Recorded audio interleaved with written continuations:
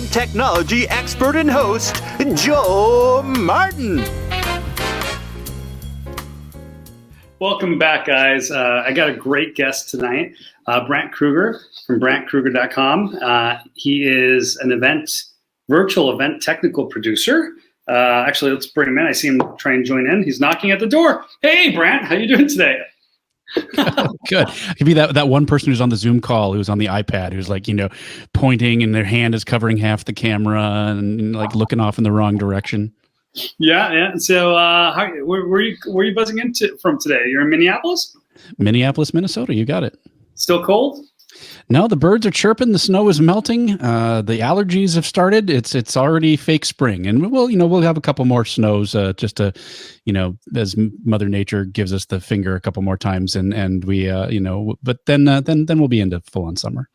Well, that's good because the season is starting. Events are coming back, and a lot's changed. I think I remember you from the Event Tech Collective world, and you're a technologist. So tell me, what is a virtual technical event producer? I mean, that's the best definition I have. I'm struggling with it as well. So, prior to last year, I considered myself, kind of the three legs of the stool of my business were being a technical producer, being an educator through some of the work I'm doing with Event Leadership Institute, and being a consultant. And at various points in times, those levels have turned up and down, but, they've all three kind of been around. So when, like a lot of us, we're rapidly approaching the 1-year anniversary of when all of my in-person business just vaporized, that was me acting as a technical producer, which in that role, I would say my kind of niche was, we're not ready to go to a full-on production company yet. We just need a guy that can get us 2 or 3 AV bids, line it all up, take a look at it, say, okay, I think we should go with this one, and then be there on site to make sure everything goes off well. A lot of planning teams have that one person who's kind of techie that winds up handling a lot of that stuff. And if you don't, then people would hire me to come in and do that for them. But once that all vaporized, we immediately started looking at the Event Leadership Institute to, okay, hey, we think these online events could be big as everything went into lockdown. Very big, which is amazing. I mean, everybody I know is looking for somebody who knows about green screens or green screen tiles or LEDs for the background, staging, right? Like it's kind of flipped on its head. We're no longer talking about mobile apps and furniture for the rental, but we're talking about I need a stage, I need LED tiles, I need somebody who can create a virtual background, and I guess there is a big role for thought leadership and for knowledge in that field. And is that what the post-COVID world is? Because I mean, we're moving from the pandemic to the endemic, where it's a way of life. So is this the new way of the event technologist to know this field of AV production and the background? I'm sorry, I'm kind of leading the question here, but. No, it's fine. It's fine. Yeah. So what kind of happened then is slowly the consulting side started to come back of people just needing to talk through with a technical person, how all of this can and should work. What are the best practices? How do I choose a platform? Once I've chosen a platform, what's the best way to work with them? How do we get my presenters to not look like they're on a Zoom call? All of these kinds of things are kind of the new things that we need to talk through. Speaker management is way more important than it ever has been, and it will continue to be.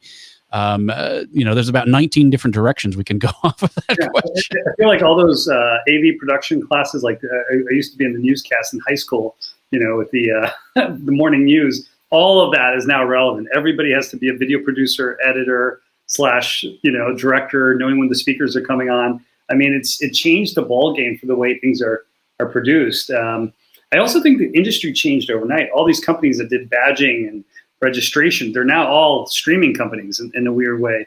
And I see a lot of good ones. I mean, you have UStub, you have Hopin, you have all these cool things that weren't around maybe 2 years ago that are now extremely relevant. I spend half my day on Teams, Google, Zoom, right? I mean, there's just so many platforms that you have to be on. What is the first word?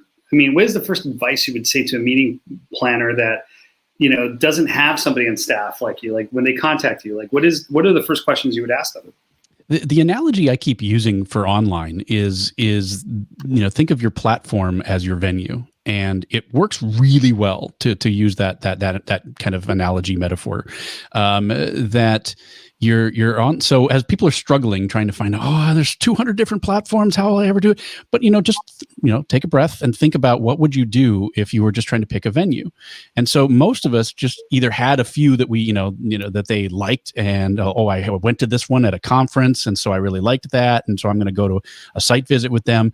Same thing with the online platforms. Talk to your colleagues, talk to your friends, attend online conferences, find out what you like, and find out what's going to work for your group. Let's be honest, you can do an event anywhere in the world. You can do an event in a field, or you can do an event in the ballroom of the Ritz-Carlton, and you can do a good event in either location. But either location, those two locations are very, very different. But you can still put on a good event. Yeah.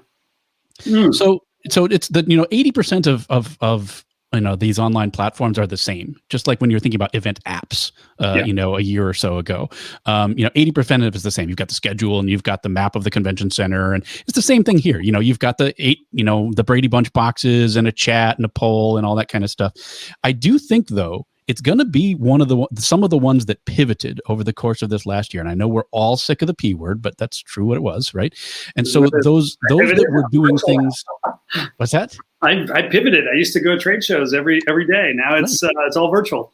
So the ones I think the companies that we're going to watch, and the companies that I think are going to rise now in this next 6 months, are going to be some of those ones that pivot. They're not going to be the incumbents that were doing the online events, a year ago before all of this, because they will still have the ins on the in-person events. So as people are looking at hybrid, they're going to go back to their event apps that they used to have and say, so what's your online platform look like? And then that way they'll be able to have consistent communications between the in-person audience and the online audience. The chat is the same. The Q&A is the same. The difference is then the online audience has the online platform experience with the video and all those kinds of things. Well, that leads to my next question. How much time do you spend evaluating new platforms, new technology? Because every week I see something new coming out, and I think and that might lead to my follow-up question, which is, how do you keep it interesting? Because I see a lot of people adding comedians, surprise cameos, guests, celebrities, online gaming, right? And I work with several of a lot of my friends are at online mobile game companies, and they do XR, VR, AR. How do you keep it interesting, right? So how much time are you evaluating this, and what do you do to bring it back to your clients to keep it interesting? I admitted to myself early on that I was not going to be able to keep track of everything. And once I got over that, because for the first couple of months, I was like, okay, now they added this one, and now I added this one, and now these guys have added energy, and people started creating databases. And I was just like, okay, nobody uses the yellow pages anymore. Nobody goes to the yellow pages when they need a plumber and goes, there's 27 different plumbers. I guess I'll choose this one. You get that information again by talking to your colleagues, talking to your friends, going and attending online events. And so I'm trying to do the same. I'm trying to gather as much information as I can from people. So if you talk to online platform X last week, you have more up-to-date information than I do. If I talked to them yesterday, I have more up-to-date information than you do, because these things are outdated the second you hit stop on the Zoom call. So I try not to obsess over following every single one, and I try to force myself to get on as many demos as I can. So it's a balance of not doing too much and getting overwhelmed by it, but at the same time, reaching out, seeing new things, trying new things. Oh, that's cool. I never would have thought of that. So it's a mix. And if you try to keep track of all of it, you're going to fail. To the second part, which now I'm blanking on, so you're going to have to remind me. Well, I mean, you're trying to keep it interesting, right? There you go. Celebrities, games, you get a food delivered to your house while in the middle of the online conference, right? I was just attending South by Southwest online, and oh my gosh, it was not entertaining at all. It was actually, CES was one of the worst online experiences I ever had. It was based on Teams. Like, the networking was not there. The best ones I've been to since the pandemic started are the ones with the small Zoom meetings, right? Where there's like limited rooms, 10 people. Some of the other ones that have been really good have been when the networking is random. Like, I love that hop-in feature where you just talk to a random person for 2 minutes. It's like chat roulette without the fear of something weird popping up on the screen. Which also leads to my third question. Do you really believe... Well, Joel, you said let me answer the second No, one I- before you move on to the third one. So I'll do it real quick. I'll do it real quick, and Yeah, then we can get to your next one. How do you keep it interesting? Let's start with that. It's super simple, and that is people are like, "Oh, Zoom fatigue. I'm so tired of Zoom, Zoom." And the answer to Zoom fatigue is don't make it look like a Zoom call. So do everything within your power to not make it look like a Zoom call. You can't tech your way into engagement. You can't tech your way into networking. It has to be part of the design of the event. I'm as techie as they come, but I would much rather see old technology used well than new technology used just for the sake of it being new. So the way that you keep it fun is exactly what you were talking about. You hit the nail on the head. You do something fun. You bring in interesting people. You have interesting conversations. It's not about the platform. You can't platform your way into a fun, engaging event. You have to design it. I can go into, I'm actually doing a lot to see what I can do with just Zoom. It's like, start with that blank canvas that everybody can has access to. And then, let's put on the fins and the spoilers and all that kind of stuff. It's not my analogy, but I love it. Swooping up the Honda Civic and making it amazing. And you do that with engagement, and you do that with good hosting, and you do that with good, keeping the chat running and flowing and questions and all that kind of stuff. You can't tech your way out of it. And I'm sure a lot of people are going to have a lot of questions since you're a specialist in this field. I'm going to put your website at the bottom, BrandtKrueger.com. And my last question, which was where this came from, do you truly believe that Hopin should have a $5.6 billion valuation? Is it a unicorn? I mean, did the virtual space make the billion-dollar Freemans of the world less valuable and make the Hopins of the world these unicorns? I mean, is that real to you?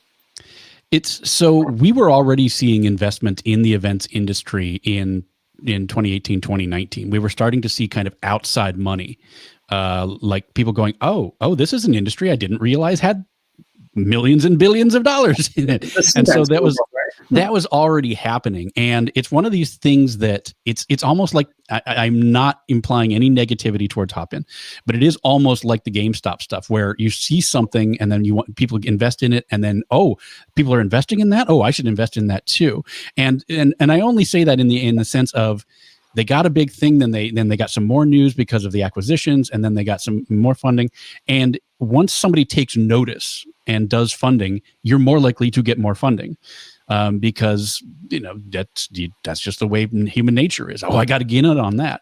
And so the other thing that I'll say is, and again, I want to be real clear, I'm not speaking specifically about Hopin. That just because you get a ton of money doesn't mean you're good. It's not, we've seen evidence of that in the past of event apps that got $77 million in funding and they were gone within 2 years. And if you asked most of their customers how they felt about it, they're like, it was a miserable experience. I couldn't have gotten out of my contract fast enough. That's true.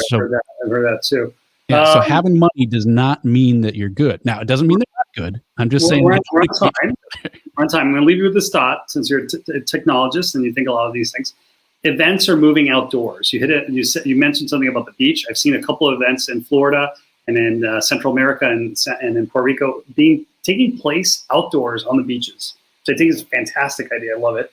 What do you think of micromobility, e-scooters at events? Could that be a thing? Like, instead of South by Southwest being indoors at the convention center, it could be outdoors, outside with like lots of tents and lots of bicycles and scooters. I mean, could that work in your world? From a technology standpoint, it's a nightmare.